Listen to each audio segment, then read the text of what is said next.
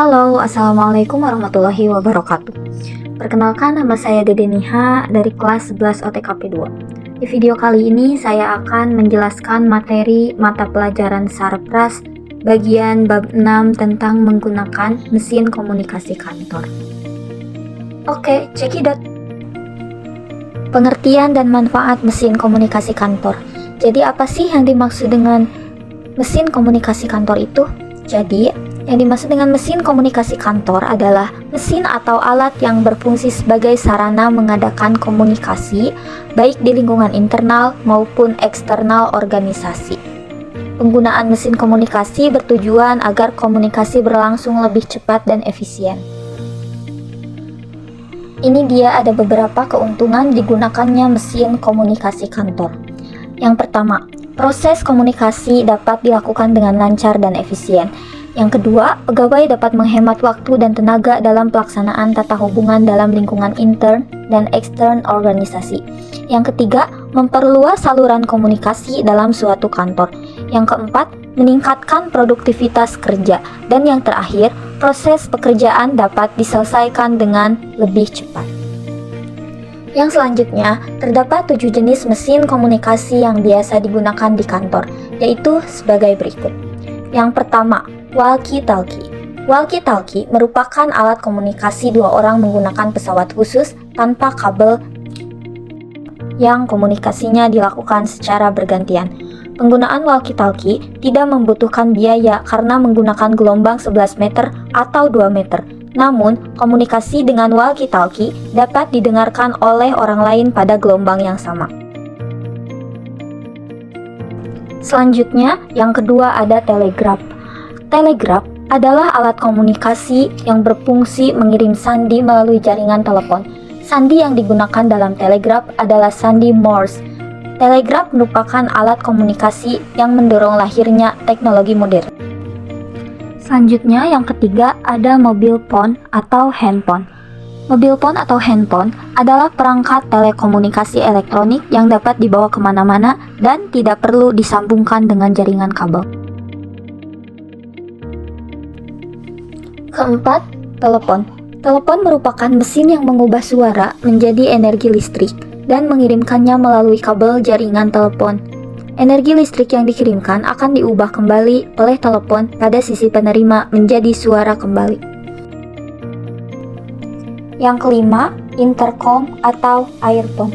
Intercommunication atau yang biasa disebut intercom atau earphone merupakan alat komunikasi yang dipergunakan untuk berkomunikasi dalam lingkungan intern organisasi. Misalnya, hubungan antar bagian ke bagian yang lain atau dari satu ruangan ke ruangan lain.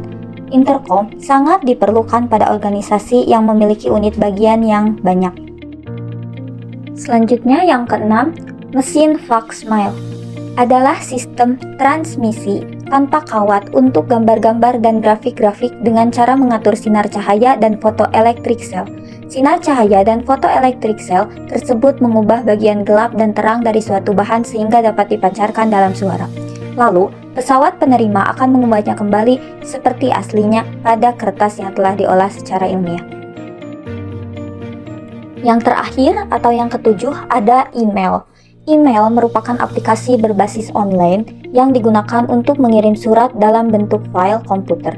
Dengan email, dapat mengirim surat dengan mudah, murah, cepat, dan dapat mengirim dalam jumlah yang banyak secara bersamaan.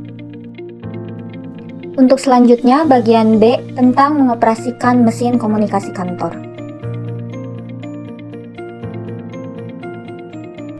Yang pertama ada pengoperasian mesin komunikasi kantor, yaitu pada telepon. Penggunaan telepon untuk berkomunikasi terbagi menjadi dua, yaitu yang pertama untuk telepon lokal dan yang kedua untuk telepon interlokal.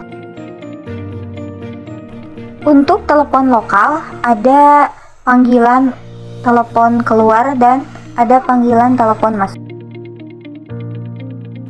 Dan untuk telepon interlokal ada untuk panggilan keluar dan juga ada untuk panggilan masuk. Untuk intercom juga ada cara penggunaan intercom untuk melakukan panggilan keluar dan juga panggilan masuk. Silahkan dilihat sudah lengkap.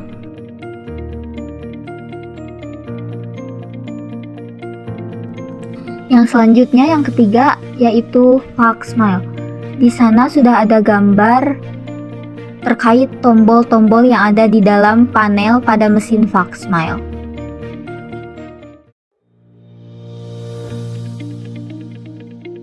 Selanjutnya ada cara-cara pengoperasian untuk Faxmail, dimulai dari cara menghidupkan mesin.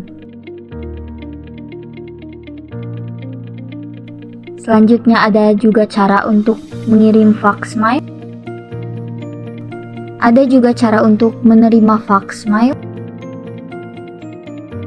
Selanjutnya ada juga cara untuk membuat salinan atau kopi. Ada juga untuk membuat panggilan telepon mesin fax. Dan yang terakhir ada cara pengoperasian untuk mobil phone. Apakah ada pertanyaan? Silahkan tulis di kolom komentar. Thank you, see you, bye. Wassalamualaikum warahmatullahi wabarakatuh.